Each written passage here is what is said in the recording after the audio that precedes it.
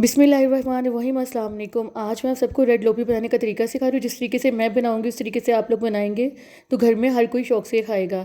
तो चलिए रेसिपी की तरफ चलते हुए बनाना स्टार्ट करते हैं। सबसे पहले मैंने पतीली में ऑयल ले लिया था, इसमें मैंने प्याज 2 अदद डाल लिए थे बारीक काट के, और फिर मैंने इसको गोल्डन कर लिया था। और गोल्डन करने के बाद मैंने इसमें लहसुन अदरक का पेस्ट ऐड कर दिया था 2 चम्मच, और इसे तब तक भुना था जब तक इसकी स्मेल नहीं चली जाती।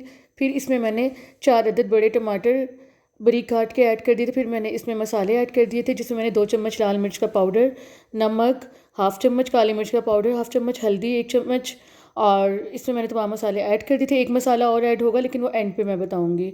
और फिर मैंने मसाले को अच्छे तरीके से तब तक भून लिया था जब तक इसकी साइडों पे ऑयल नहीं आ जाता।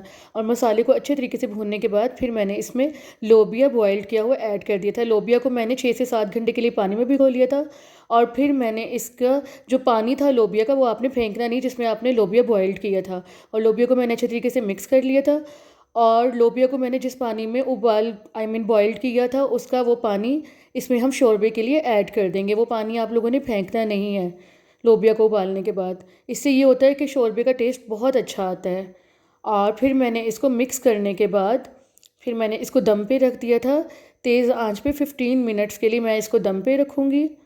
और फिर मैं इसको जब दम से उतारूँगी तो इसमें मैंने गरम मसाला पाउडर पहले ही ऐड कर दिया था। और ये देखिए कितना अच्छा बना है। अगर आप लोगों को मेरी ये रेसिपी अच्छी लगी तो लाइक एंड शेयर ज़रूर कीजिएगा। अल्लाह हाफिज़।